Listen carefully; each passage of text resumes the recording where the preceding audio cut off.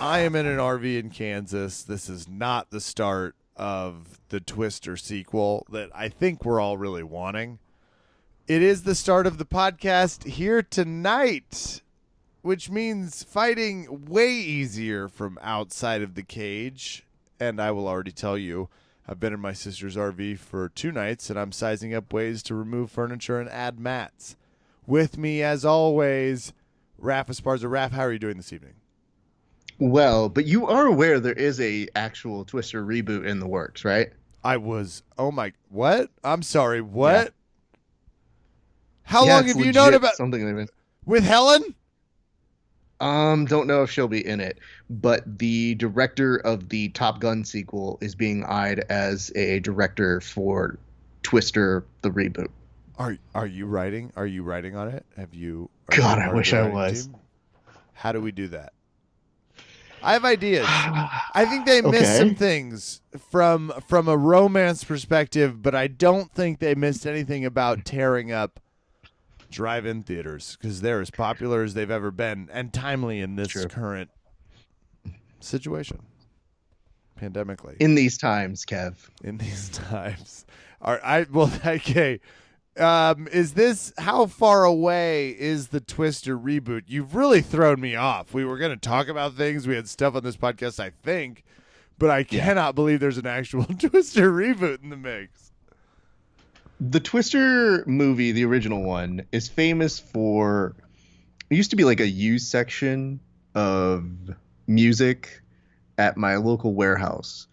And my sister would always buy me CDs or tapes. And I remembered there was one song from Van Halen, Hagar Van Halen, that's basically just Sammy Hagar just screaming. And I was like, oh my God, it's so bad, but I kind of love it. Can I have this? And it's the first and only time my sister ever said to me, no, I'm not buying that piece of shit for you. So we found boundaries at a very young age. One of the many times I would like to be firmly in your sister's camp. She wasn't wrong, but yet I don't think she understood that I had an ironic appreciation for it, because I believe the song is called Human Beings or Human Being. It's really bad. I will lead us slightly back to topic because Thank you. we've ventured. This is completely my fault. I threw a movie. You were like, that movie is actually happening. And the next thing you know, 40 minutes have passed and it's you and I doing a pretty good version of The View. I think people would enjoy absolutely. that. We have new friends I want to talk about because we're dating someone. This is, and you don't always want to talk about it, but then you see their Tiger King rash guard and you can't help yourself.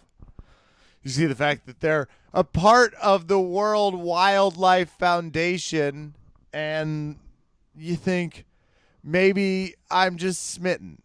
We are talking about NoGiBJJGear.com, where they have some extremely fantastic no-gi gear.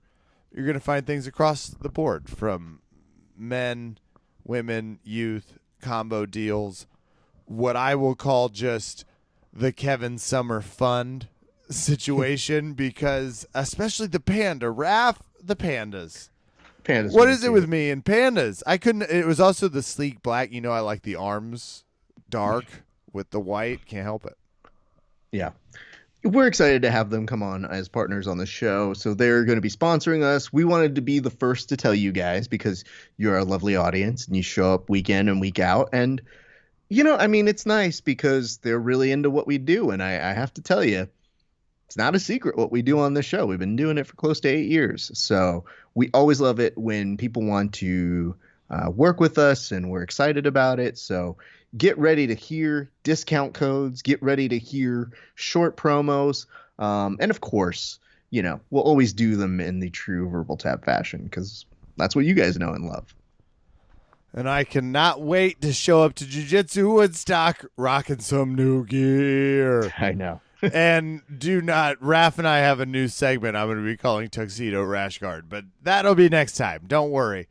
In the interim of still many people thinking, where is Fight Island? What is Fight Island? We've now seen an Instagram post that has it at all the check marks of Fire Festival except one, which is, does the person doing it have money?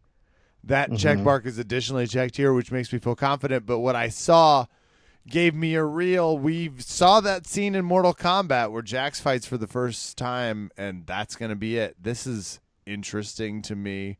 But before we get there, we have Poirier versus Hooker, which was, holy S, an unbelievable fight. Kev, I've never been more convinced Dustin Poirier was on the way checking out mentally of that fight, just in terms of the staggering and the backing into the cage and maybe the ref steps in at the nick of time before he looks like he's on a flurry out. But Dan Hooker and him produced, and I'll say it, I think it's probably the fight of the year. And I know it's weird to put these monikers to them, but the other candidates that they've been talking about, I don't feel hold up, at least to this degree. Kev, this was a war. This was insane. I was trying to score it live as I was watching it. I was watching it with Star-Lord on our Fight Companion. I was going to ask, you blessed soul, you took Star-Lord custody on a Saturday. Yeah, I know. How was he? You were also Third Coast is going on during the main event. What's the crossover? To give people an idea, we're going to talk about the fights. The fights were exceptional. There was some real and Raph is not. You're being not as hyperbolic as I was about to be, which is, holy mackerel, was this the best fight of the year? And that's a stiff competition so far, because it turns out people get mad after being quarantined. They're ready to fight. And no crowds, I think, makes it brutal, which gives me some optimism about Fight Island. But we're going to cover a gamut of things. You were doing the live coverage, which we continue to plug on these shows and we continue to encourage to be a part of, because go over to the Grappling Hour, see what Raph's doing. He's live for these fights. What was the crossover with Third Coast Grappling? So Third Coast Grappling, they put on an 8-man kumite. I think this is their third. And they had some notables. Kumite. They had some notables like John Combs, friend of the show, Roberto Jimenez, one of the Rotolo twins. They didn't tell us which one until they got there. No, just kidding. It was Ty. And they had, I believe it was Pedro Mourinho was also in this tournament. Johnny Tama. It was a crazy-ass tournament. And it was also with Cody Steele and Wagner Hoche. So there was a lot of really big names in this one. And a lot of those matches were pretty interesting to see. The rules in the whole scoring thing is still weird. But it was really fun, and I would like to announce this week's Grappling Hour match of the week, Kev. Which is? It was a tough one. I had to go back and forth between this one and another one that this gentleman was involved in, but I ultimately decided this week's Grappling Hour sponsored match of the week goes to Roberto Jimenez and Ty Rotolo. This was the first match to start off the whole 8-man tournament. And Kev, it was a lot. Ty Rotolo came in looking to take home his leg. It was intense from the second they started, and Roberto looked very composed. He responded in turn. He was able to get the win in a very narrow ability in overtime when he was able to secure Rotolo's back to get just the points for the golden score. But man, watching Jimenez fight, though, I think it's sound strategy to try and attack his ankles, because I want nothing to do with getting triangled. And he loves doing it. That's what would make me nervous to fight him up there. Yeah, and I mean, he's just really good at and consistent at finding it. Oh, did I mention Roberto Jimenez was on the Grappling Hour? What a weird experience. But you know what, Kev? We discovered something, and I sent you this clip. What was the clip that I sent you? And maybe try to put into words the brilliant idea that I came up with as a result of some poor connection on his part. You declared officially for the world, and I think it's important to note that not only did you declare it, but the world accepted it. Thus, it is fact. It's a shared reality. One person thinks that it's a crazy idea. Multiple think it's a real fact. This is 2020. That's where we are. It's fair to say Roberto Jimenez finally submitted to someone, and it was one Rafa Esparza on a microphone. I saw it. I believe I heard through the rumor mill that it was via armbar because that sounded right. So congrats to you, I think, is what is Thank in you. order. I just want to thank my team, man. My You team really got turned me. 22 and you tapped one of the best in the same weekend. You stud. Absolutely. And you know what's weird is that I feel like it's one of the best things to do now. And I don't know why it took me this long to figure it out, but if their feed ever cuts out, they did technically tap out of the interview. And the world has said, yup. Tough one for Roberto Jimenez. You know, he's on such a run to lose to someone, frankly, that I would call a little just out of his league from a loss perspective. Not expecting that. You know, I thought he was going to dominate it, but what can you do? That's what happens when you don't get on the right cell phone plan. But Kev, I mean, altogether very fun. His next match was against John Combs, and they had a fun match that went to overtime They've as fought well. a few times now.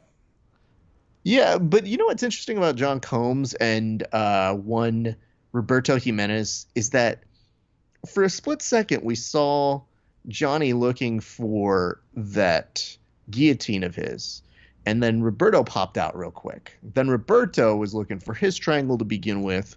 Looks like he's making some inroads, and then they go to overtime, and then he's able to start using it as a sweep because he chooses to go with closed guard with it, which is a weird thing that they do on this rule set, by the way. Anyway, but he starts with closed guard, and then I think he ends up getting the tap on a kind of like a Americana triangle armbar, which is insane. But man, it was really, really good to see. So we have a lot of appreciation for that. And then an entirely different war between Roberto and Wagner, which went, if you're wondering, exactly like it sounds on paper, with the two of them standing up the entire time.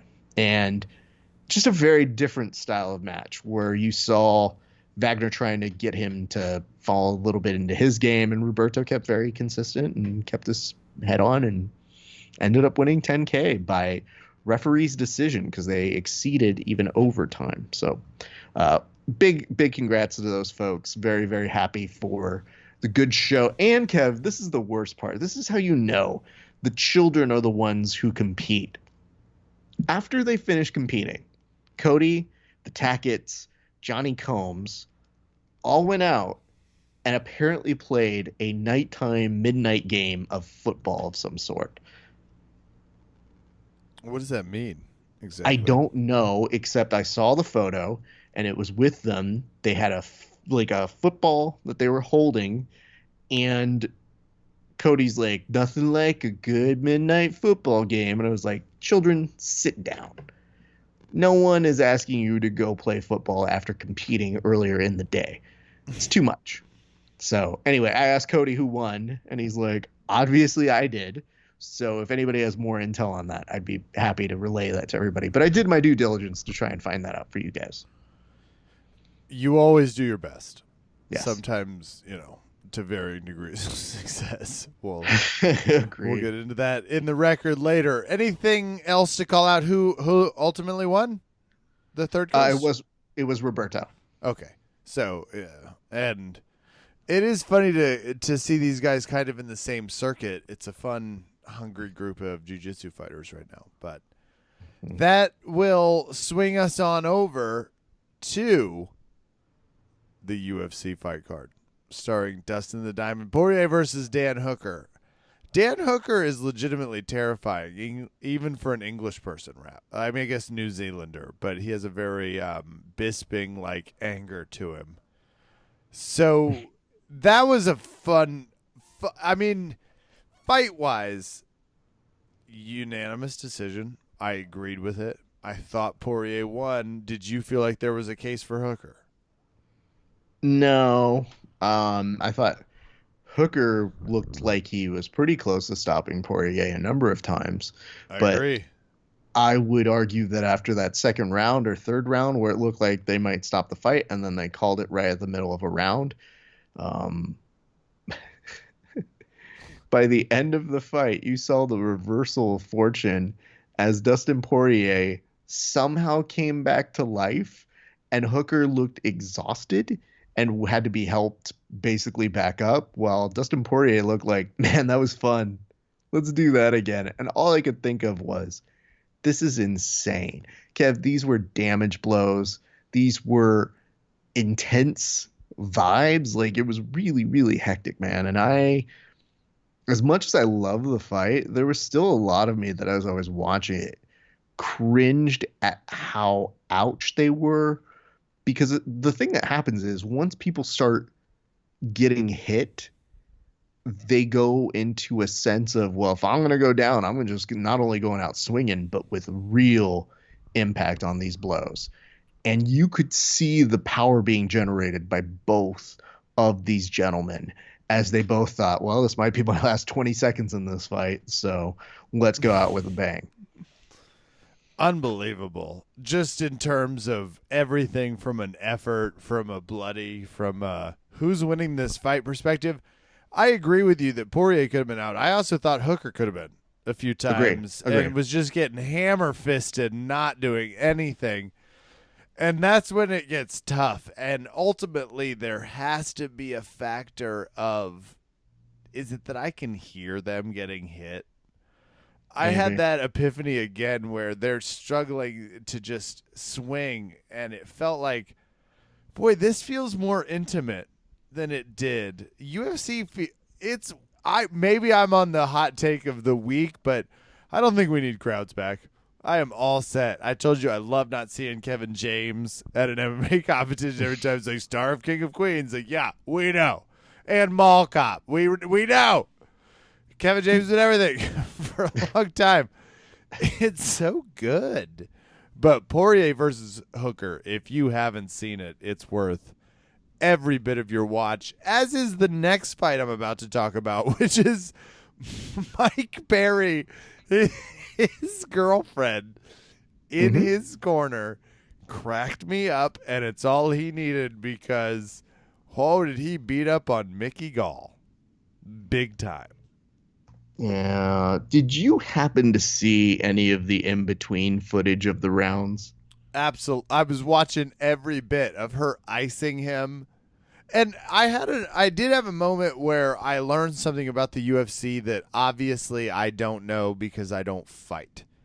I didn't necessarily realize the people that worked on you weren't a part of your corner. I kind of thought a little bit of who fixed your cuts and helped you through that was the person you brought. And maybe Mike Perry, you can all pick the same person, but that's when I realized was like, oh, it's just oh no, they're just here for everybody. I would tell you, if you guys haven't gone to look at the footage in between rounds, and I don't want to make this really like she's at fault. I think that she got put into a weird circumstance of like, my corner's my girl. And it's like, she just is standing there. Fuck faces. She's 1-0. She's 100%. She is. I will be really honest with you. I almost texted a couple of my friends who are fighters and cornermen and was like, she has a better record than you. Marcus Koval, stop losing. Got him. I just like the fact that in between rounds, it went exactly like, I didn't know why I needed to see the footage because it just confirmed what I knew it would sound like. So it sounded like her going up to him with ice, and she's like, "Hey, you're doing a really good job." He's like, "Yeah, thanks." It sounded like Kelly watching you eat tacos. It's like, you're doing a really good job. Do you need some ice on your neck? It's like, I do. Thank you. These are spicy. Hit me. Well, don't forget, there was one moment, and I think it was the glowing moment. You know, if you cut back to the little highlight reel package for her, it's going to be when he goes, hey, put that ice in my hair. Because I've heard a lot of fighters say a number of things. I don't know how many of them I've ever heard be like, you know what, my frosted tips need a little bit of ice right now. Could you hook them up?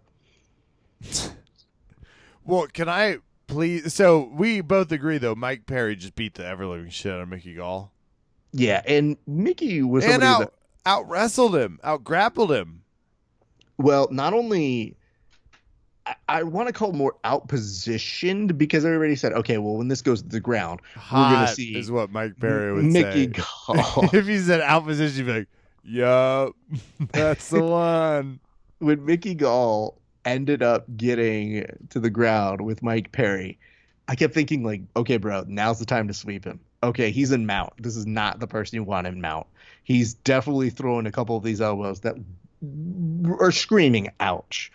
And yeah. So anyway, yeah, I can tell you this much.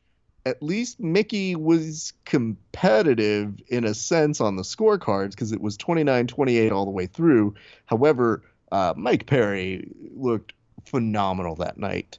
And it looks like he's trying to agitate a couple people. Apparently, before we went on air this evening, he was trying to get the attention of one Nate Diaz, Kev. Oh, that's a fun fight. I'm watching. Yeah, he's trying to call him out and say, "Hey, he's got these real like Hold on. insignificant punches." F Mike Perry. Can I ask you a question? Sure. Do you think when Nate Diaz sees his girlfriend in the corner, Nate Diaz thinks that's a guy I want to fight more or less? Well, here's what I secretly wish. I secretly wish that Nate Diaz, to agitate Mike Perry, responds by saying, "Yeah, dog, I think it's a great fucking idea. I'm gonna bring fucking a woman in my corner too."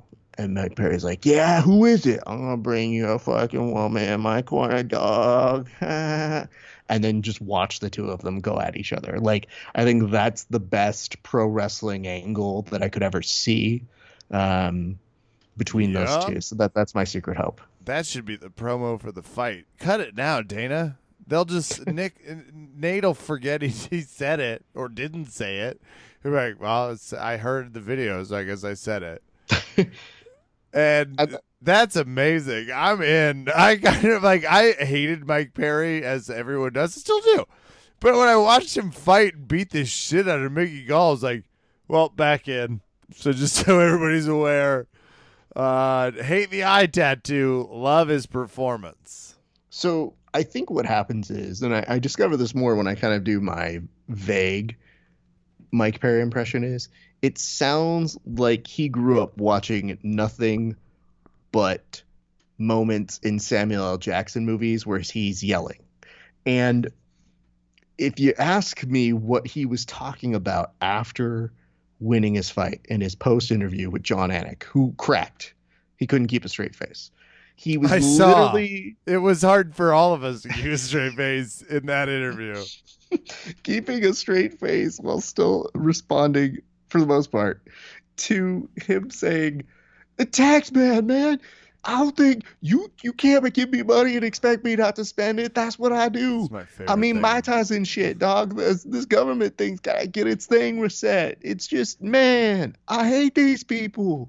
Yeah, and I hope they die." The tax man, he said it like Samuel L. Jackson. It was so impassioned. It was like, did you just learn about taxes, Mike? Well, that's sweet indicative, Michael, of somebody that has 100% not understood the tax code, and that is both his fault and not his fault. So I didn't know exactly what to say other than I think maybe I should use this as a striking example of how we need to simplify the tax codes. But what do I know? And I do love the fact that even independent of him, Mike Perry, this evening, there was also unsolicited advice from, God, I'm going to forget. I think it was Ben Askren and possibly Michael Chandler. You'll have to correct me on this one, everybody, or Eddie Alvarez, or one of these guys who basically came out and said, start your own LLC, everybody, and write off your expenses that way. and it was advice for fighters. Kev, I want to throw this at you because I know we've been teasing this idea of doing an episode on how we can do better fighter pay, but somebody had a really good tweet, and I didn't get the chance to get your opinion, but it says, given the entry-level lockstep pay structure at the UFC, newly signed fighters should consider contracting with managers who will only charge a percentage of the money they can negotiate over and above the base. Pay them for other things they achieve, but nothing on the base pay. I think that's great. I'm in. If you can get paid more money, get that. And what's important is what you're highlighting is like a standard rate of negotiation, not just like the deviation from the norm, but what every other sport has, which is where this is what this gets in this market. And I think it's extremely helpful for grapplers. It's just difficult because of the vastness of their talents and abilities and desperation. Because the thing is, we're seeing a lot of these people, and you're going to see them lean on new talent as you get people like Jorge Masvidal and all these other guys who aren't necessarily going to take small pay cuts. Because, Kev, you're mentioning that you love seeing it without audiences. I do too, except that's part of the gate that they make some money back. Definitely get that. Well, I mean, and I don't necessarily feel that way with grappling. I just feel that way with MMA. It's better UFC-wise.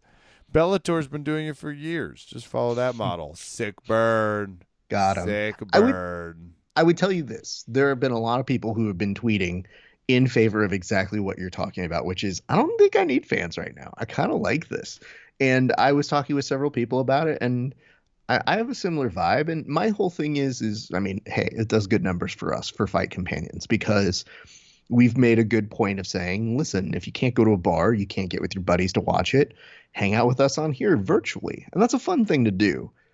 But for the fighters themselves, I did ask one of them, and I think it was somebody who was recently on the last fight card. I think it was somebody who I talked to.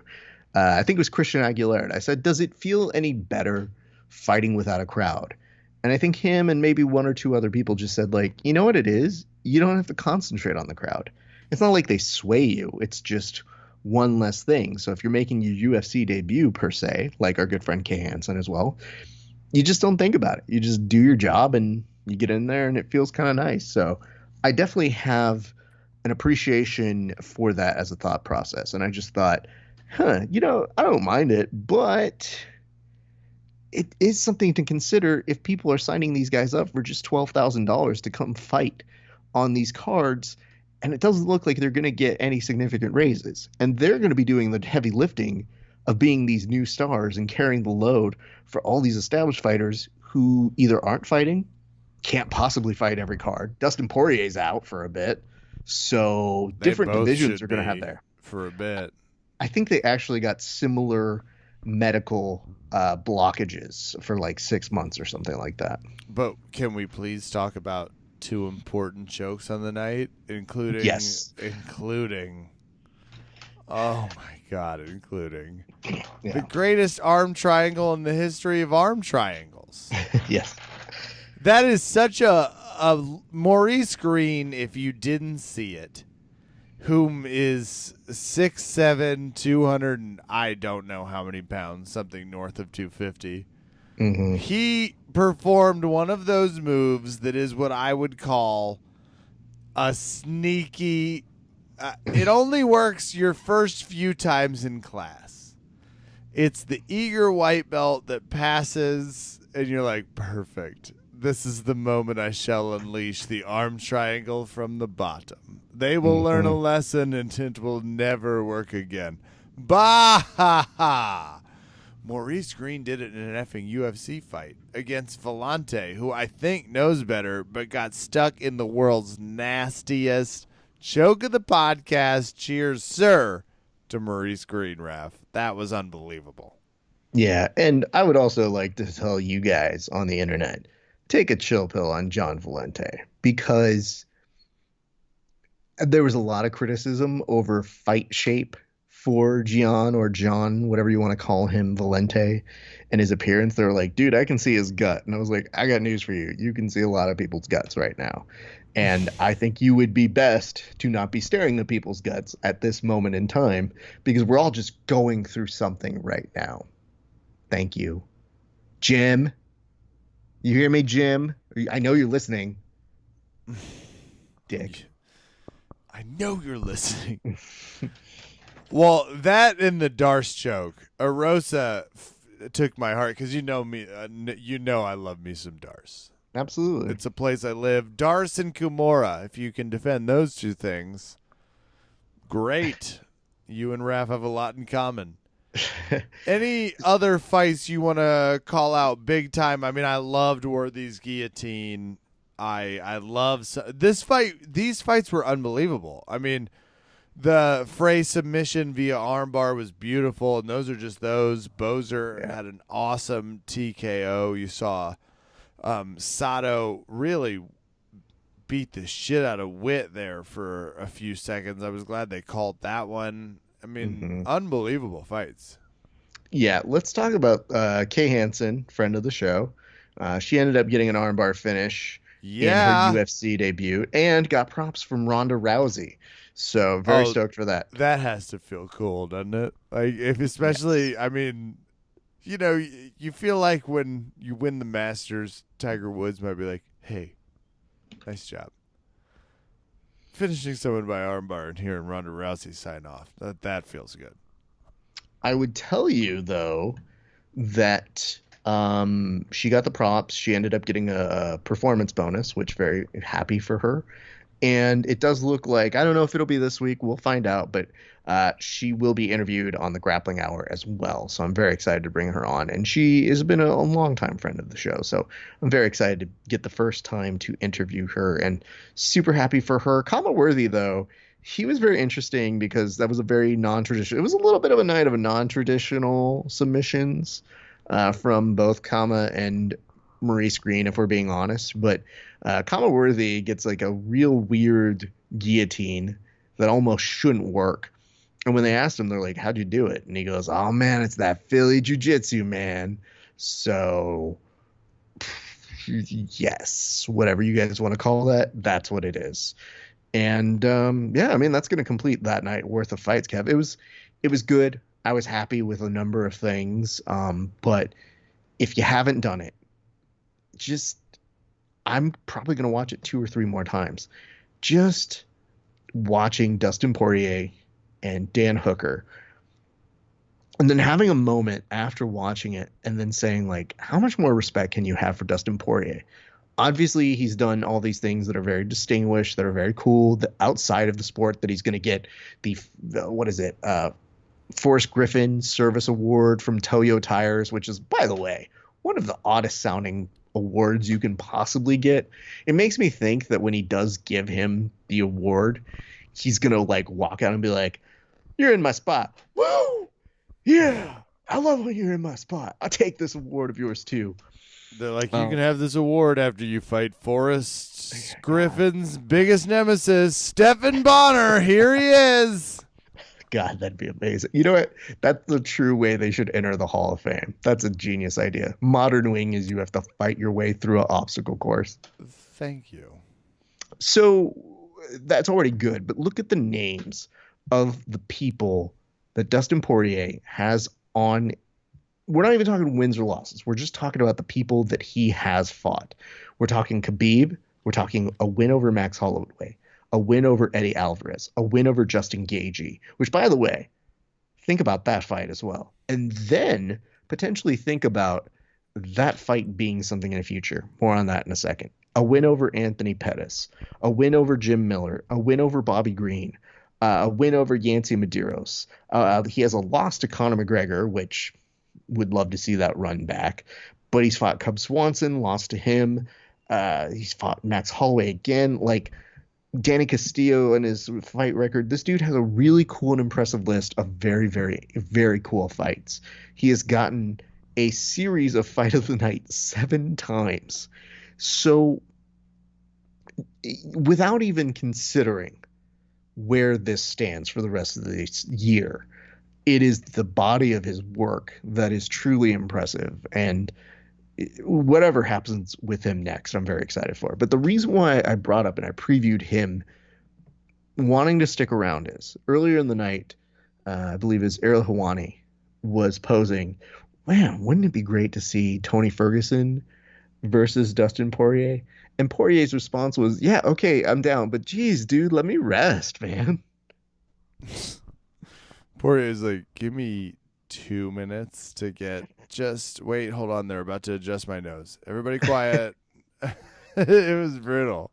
But think Give him a about this, minute. though, Kev. If he gets past, say, I'm not saying Ariel's going to be a matchmaker, but the people who are left in that whole weight category, you got Khabib, and he's got to dance with Justin Gaethje. He beat Gaethje. Okay, which is cool. Like that.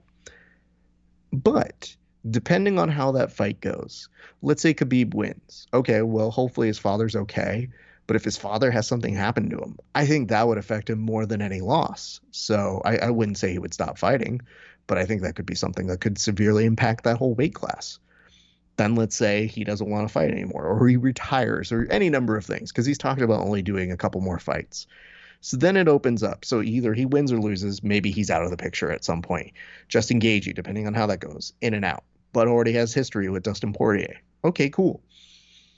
Does Conor McGregor come back in here? What does Poirier do if these are the options? You could very well see him becoming champ. And I think that's part of the aspect of, hey man, put a little patience in this, because if you're fighting like the way you're fighting right now, not only will it be compelling to see you do your thing, but shit, man, you're in this conversation right now. And I think that's pretty dope. This was a fun night of fights and a telling night of fights. And for the UFC, it's great news heading into what is, and we'll see if the current, I'm going to give everyone a massive Debbie Downer alert, Karen Downer alert, Kevin Downer alert. Sounds just as equal. There's a lot of Kevins, and they have talked to all of your managers. It feels a little like society is headed towards a second no mas on the sports stuff. That's my inclination. I love the NBA more than anyone loves anything. I love the UFC more than most people love the UFC. I love grappling more than anything. But I'm starting to get a little nervous. I'm going to have to hold out some patience on those three activities due to what is an unseeable future in terms of predictions. So we'll see how Fight Island goes. But UFC so far, and you and I have been the first to say, hey, if an outbreak happens, the image changes. If it doesn't, props to them. And so far, props to them. We will see about Fight Island. That's for sure, because damn it, doesn't seem like things are cooperating. Yeah. Well, Raph, I'm in Kansas, where they also just announced they have to start wearing masks, and that can be met with some varying opinions. Almost got into my own MMA match in a Circle K somewhere around Waukegan, so that was on me. I just thought he could have taken an alternate path if he wasn't going to wear a mask. It's like, I'm headed to see people of a certain age. Get the fuck out of my way. Move, man. I got my Chiefs mask on. This is for Mahomes. Everyone get behind that. How are you spending the holiday? I'm out at the lake. I think it's going to depend on if people are cool or not. I'll tell you this much. Very excited for the very first time to see a decree that says we're going to make fireworks not a thing here in California. And I was like, that's the first gift that this fucking coronavirus has given us. Well, second, because we still had Bachelor to listen to your heart. Raph, happy birthday. Thank you. Mother obviously did the lion's share of the work here and still deserves the lion's share of the credit. That's fair. But you're a saint, and we could not do any of this without you. So we love you here at Verbal Tap. Happy birthday. Thank you. It's very nice. It was a very nice and quiet birthday. I got my family to, let me tell you this. My family is great. And I do believe, hey, listen, I don't want to be that super Mexican that gets everybody all like infected if they were just going to come together and celebrate for me. It's very nice. I just didn't want it. However, my dad hilariously put a text that essentially said, "Hey son, why don't you go ahead and schedule a Zoom for Sunday?" And I was like, "You mean schedule my own birthday Zoom? You want me to do that?" Okay. And then I guess for whatever reason, the room didn't work for a split second when I scheduled it. So for about a good 10 minutes, not only had I scheduled my own Zoom, but then it looked like my family wasn't in the Zoom room. And I was like, this is too much. Like, I'm going to go home now. Oh, wait, I'm home now. But anyway, no, my family was very good. But the only thing that capped it off was when they were singing happy birthday to me, I ran out of the screen and I think they thought I was embarrassed, but I was like, no, this is a do-it-yourself birthday. So I literally got a candle because I don't have birthday candles for myself. I literally got like one of the candles. We had like a scented candle, and I like blew it out on air, and it was like, there, birthday cake, done. See, coronavirus, weird. Let's just fucking do it and get it over with. Well, we're still so fucking over this COVID business because we should be able to properly celebrate and drive to Woodstock and to Winnebago together to celebrate your birthday. But that's different. I think that's it for us, right? Do we have anything topic wise to cover outside of people who've lost their minds a little bit, social media and otherwise? But that might be due to just life.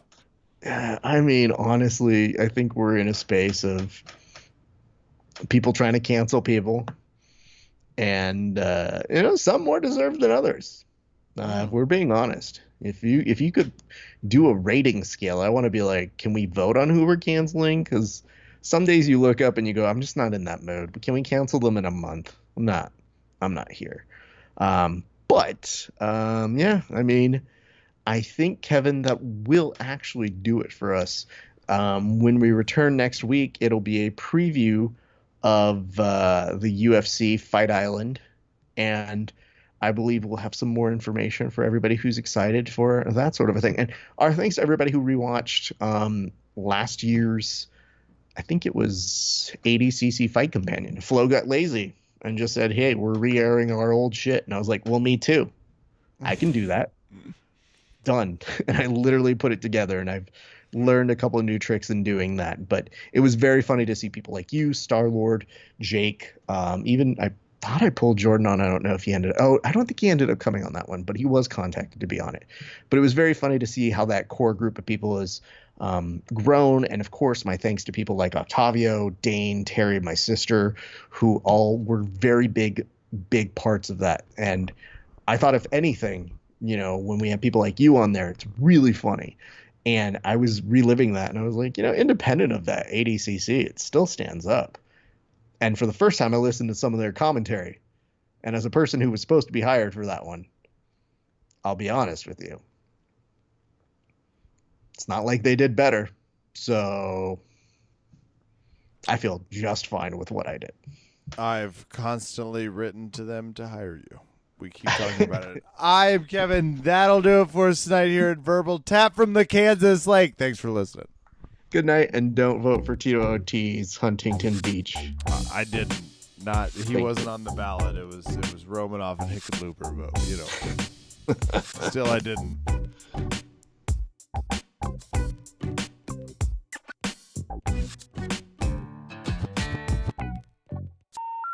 The number you have dialed has been changed.